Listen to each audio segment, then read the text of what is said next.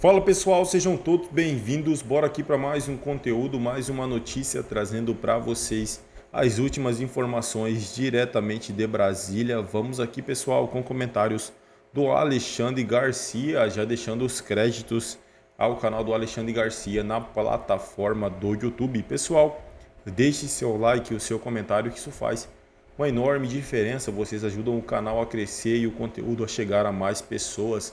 E não se esqueçam de comentar aí de qual cidade vocês estão nos assistindo agora. Bora pro conteúdo.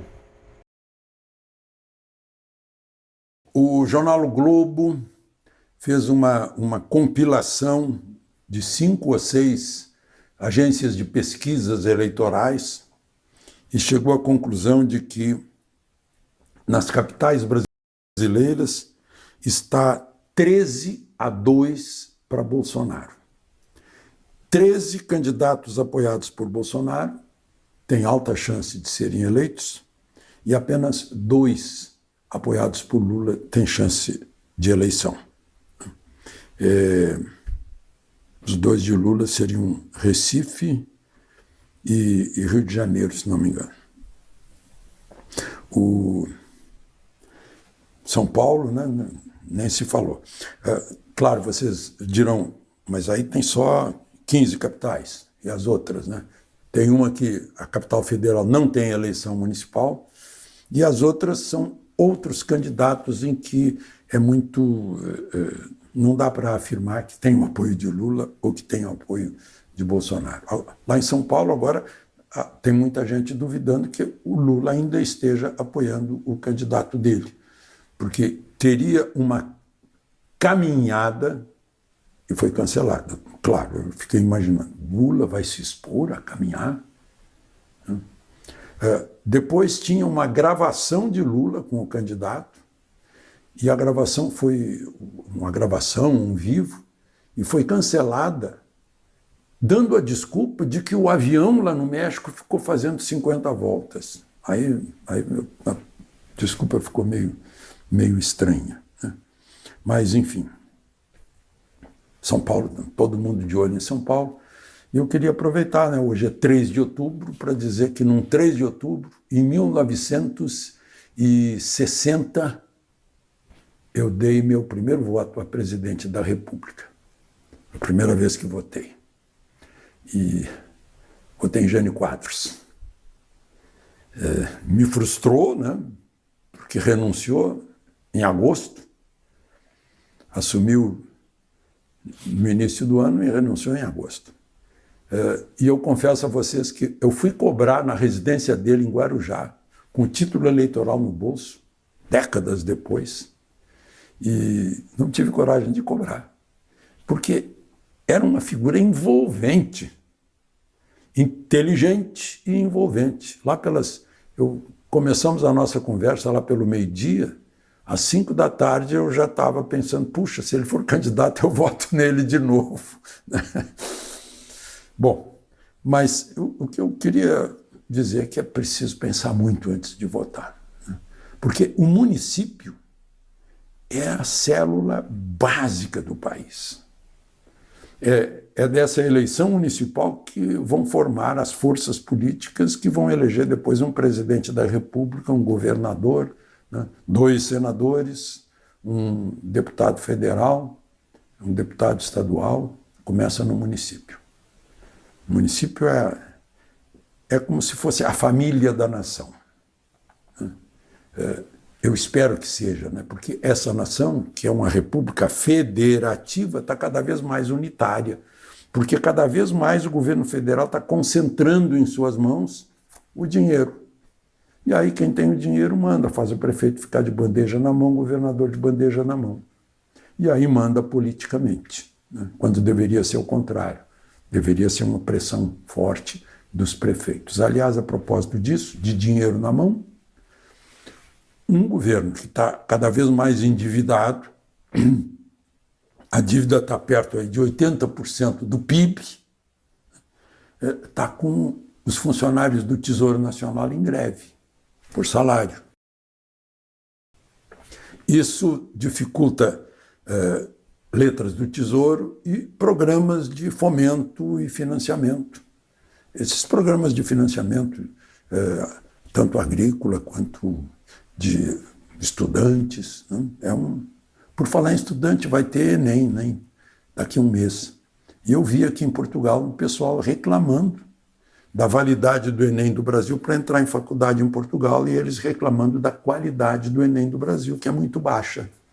E aí permite que alunos que venham para cá tenham um aproveitamento menor e puxem o aproveitamento do grupo para baixo.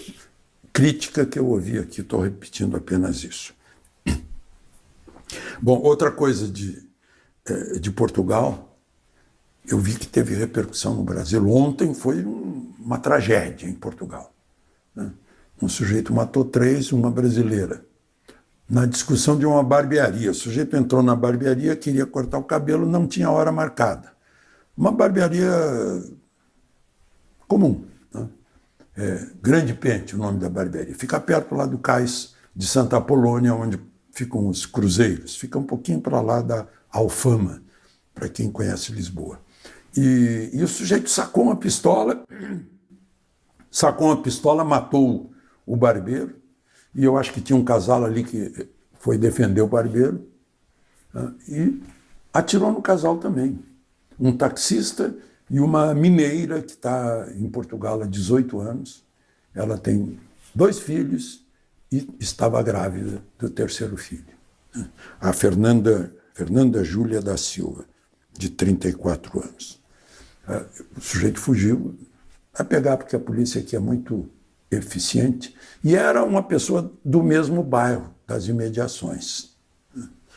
Bom, e para concluir, gente, mais um caso, hein, de assédio sexual.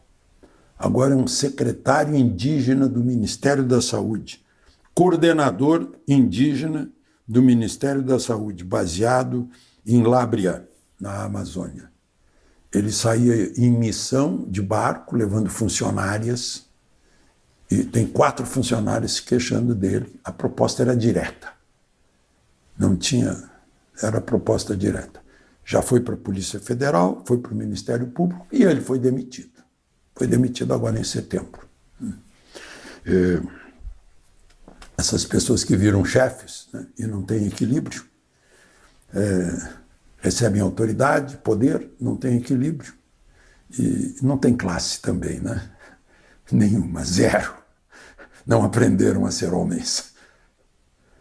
De Lisboa, Alexandre Garcia. Sobretudo com a Suprema Corte, tudo isso nós sabíamos mais ou menos assim por juntar 2 mais 2, mas isso é completamente diferente do que está nessa matéria. Essa matéria traz um relatório, a gente tem ali dados, a gente tem ali demonstrações, a gente tem ali entrevistas, e isso é muito importante de ser feito, porque isso dá qualidade científica a esses argumentos. Ninguém está aqui, como bem disse o Guilherme, dizendo eu acho que, eu interpreto que, eu acredito que, ninguém está acreditando nada, a gente está mostrando aqui fatos, né? A Gazeta do Povo está mostrando fatos por meio dessa matéria assinada pelo Schellenberger, que isso está acontecendo. Nós estamos tratando de um fato, não é de uma opinião. Isso tem uma diferença relevante, porque a opinião, muita gente já abordou esse tema, sobre esse ecossistema. Mas os fatos, trazer os fatos e mostrar que o governo dos Estados Unidos está diretamente envolvido nisso é muito relevante e mostra em que pé nós estamos. A turma que diz, não, o X é só uma bolha. A turma que diz, a censura é só dessa vez. A turma que diz, é só cumprir a lei que tudo fica normal no país. A gente está aqui protegendo a soberania. Então essa turma que diz isso, fica como diante de uma matéria como essa? Como se comporta alguém que acredita que nós estamos dentro de uma regularidade jurídica diante de uma matéria dessa que expõe que nós temos a potência do Estado brasileiro aliada ou banhada pela potência do Estado norte-americano para combater a direita? que eles entendem como populista. Agora, o que é uma direita populista e o que é uma direita não populista para eles? Isso não está na conta, isso não aparece. É claro, para eles, toda direita que é populista é aquela que tem condições de chegar ao governo. Óbvio, para eles, a direita populista é toda aquela que consegue engajamento, é toda aquela que, de alguma forma, tem relevância. A direita que ninguém ouve, a direita que está quieta, essa daí, claro, eles não se importam. E essa eles acham que é tranquila, essa eles acham que é regular. Claro, porque ninguém se importa. No momento em que qualquer personagem, qualquer político, qualquer jornalista, enfim, qualquer pessoa de direita ganha algum tipo de relevância, passa a ser alvo de um combate, passa a ser automaticamente chamado de populista, passa a ser visto como um perigo, passa o seu discurso a ser visto como criminoso. Então, o que a matéria muito bem mostra é esse ecossistema que é feito por um tripé, basicamente, entre dinheiro para ONGs, dinheiro privado para ONGs, pessoas interessadas em colocar dinheiro privado em ONGs, em universidades. Essas universidades fazem pesquisas, alimentam estatísticas sobre, claro, temas a respeito de desinformação, discurso de ódio e fake news, que são abstratos, que são conceitos subjetivos, que não existem no mundo jurídico, e justamente porque não existem no mundo jurídico, podem ser o que você quiser. Então eu posso dizer que qualquer um é propagador de fake news, qualquer um é propagador de desinformação, qualquer um é propagador de discurso de ódio, então qualquer um é alvo da minha pesquisa, qualquer um pode ser taxado pela minha pesquisa como um criminoso a partir disso. Então essas ONGs e essas universidades com dinheiro privado passam a fazer pesquisas sobre desinformação, ódio e fake news, tentando com isso, ou buscando com isso, criminalizar a direita, e os governos apoiando essa história toda. Os governos dos Estados Unidos e aqui no Brasil, como a gente já sabe, executivo e judiciário fazendo a lição de casa para que as eleições não possam ser enfim, de alguma forma vencidas. É isso, pela direita que eles acham que é populista e nociva e criminosa. É isso que está por trás. A gente está vendo aqui. Ninguém mais tem dúvida que o X vai voltar só depois das eleições.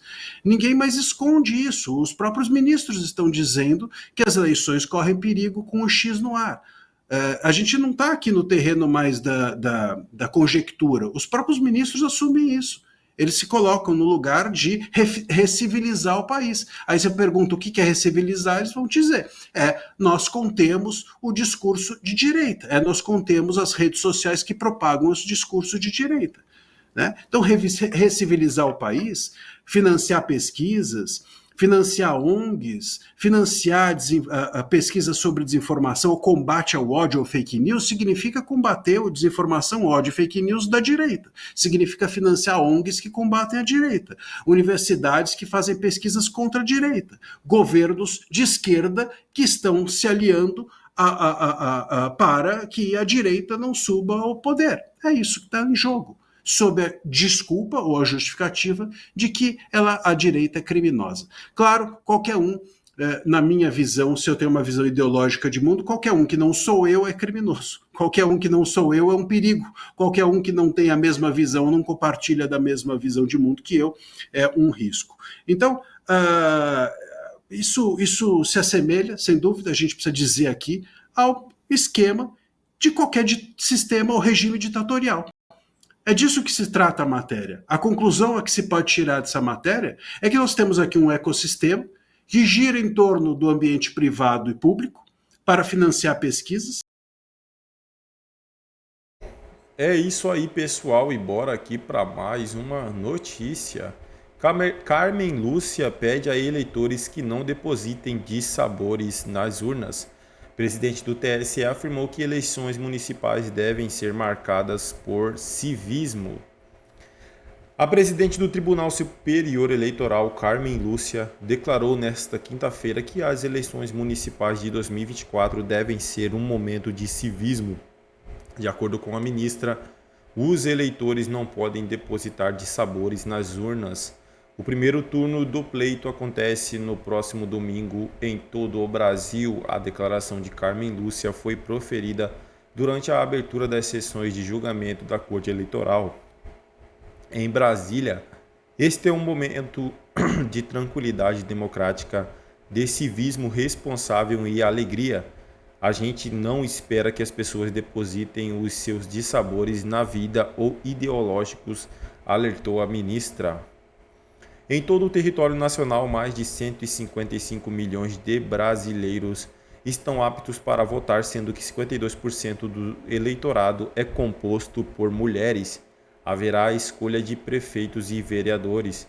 O segundo turno acontecerá em 27 de outubro em cidades com mais de 200 mil eleitores registrados, nos casos em que nenhum dos candidatos e prefeitos tiver a maioria absoluta nos votos no primeiro turno. É isso aí, pessoal. Agradeço a vocês pela companhia. Se não é inscrito no canal, se inscreva, deixe o seu like e o seu comentário, que isso faz uma enorme diferença para a gente aqui dentro da plataforma. O YouTube entende que o conteúdo é relevante e deixe o seu like, o seu comentário, que isso faz uma enorme diferença.